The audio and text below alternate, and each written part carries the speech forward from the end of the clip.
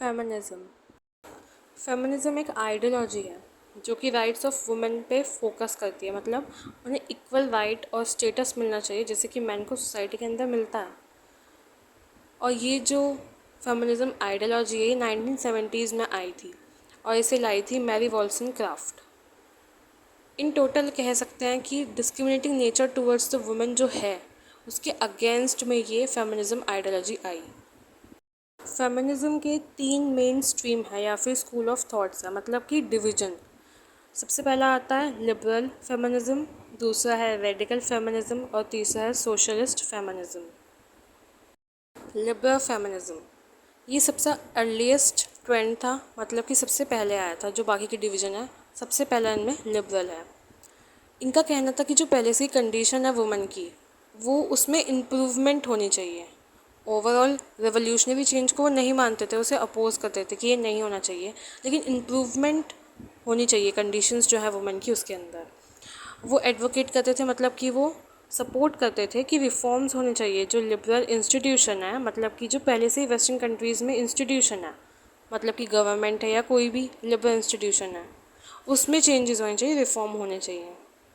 Supporter of liberal feminism, मतलब कि जो लिबरल फेमिनिज्म है उसको कौन कौन मानता था, थिंकर कौन कौन थे जो उसे मानते थे। सबसे पहला मैरी वॉल्सनक्राफ्ट, यही फाउंडर थी जिन्होंने फेमिनिज्म की शुरुआत की थी। इसका मतलब उन्होंने कहा, जो उनकी बुक थी vindication of rights of women में उन्होंने कहा कि जो एजुकेशन और अपॉर्चुनिटीज़ है वुमेन के लिए इन पब्लिक लाइफ, उसके ऊपर उन्होंने ज़्यादा फोकस करा है अपनी बुक के अंदर। उसके बारे में बताया कि बहुत ज़्यादा इम्पॉर्टेंट है। दूसरा है जॉन स्टॉर्न मिल या जे.एस. मिल।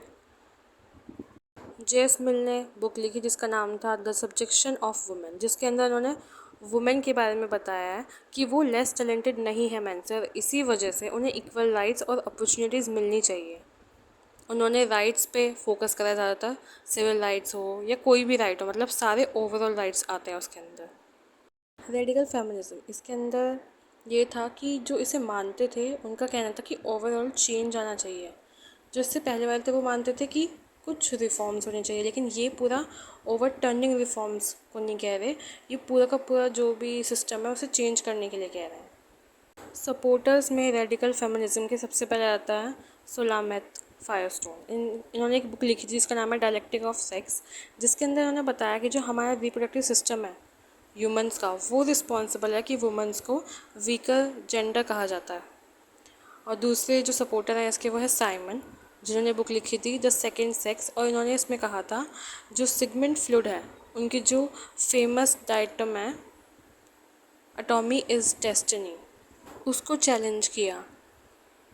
सोशलिस्ट फेमिनिज्म को मानने वालों का ये मानना था कि जो सोसाइटी है वो दो तरीके की सोसाइटी को मानते हैं। एक जहाँ पे मैन और वुमेन रहते हैं जिसमें मैन जो है वो डोमिनेंट है, दूसरा जहाँ पे कैपिटलिस्ट और वर्कर काम करते हैं जहाँ पे कैपिटलिस्ट डोमिनेंट है।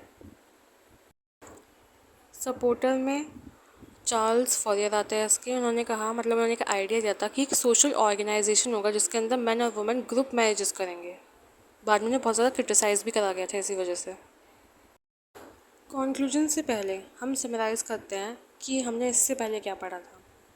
हमने कहा था फेमिनिज्म एक आइडियोलॉजी है जो कि राइट्स पे फोकस करती है वुमेन की सोसाइटी के अंदर। वो चाहते हैं कि उन्हें इक्वल स्टेटस और राइट्स मिले जो कि मैन को सोसाइटी में मिलते आ रहे हैं।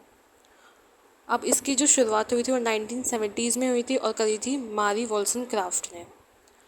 उसके फिर हमने बताया था डिवीज़न होते हैं या स्कूल ऑफ थॉट्स होते हैं। वो 3 स्कूल ऑफ थॉट्स हैं, लिबरल, सोशलिस्ट और रेडिकल।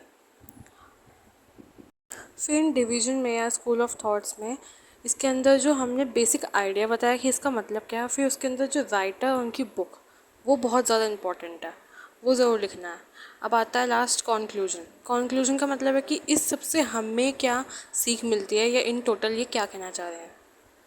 फेमिनिज्म पर्सपेक्टिव से ये कहना चाह रहे हैं कि उन्हें इक्वल राइट्स, ओवरऑल डेवलपमेंट का हक मिलना चाहिए जैसे कि मैन को मिलता आ रहा है। हेल्थ में, एजुकेशन में उन्हें इक्वल राइट्स मिलने चाहिए, इक्वल स्टेटस मिलना चाहिए और उन्हें इक्वल शेयर मिलना चाहिए इकोनॉमिक और पॉलिटिकल पावर में भी। तो ये था सारा फेमिनिज्म। आई होप आपको समझ में आया होगा।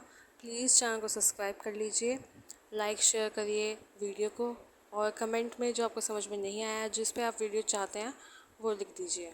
Thank you.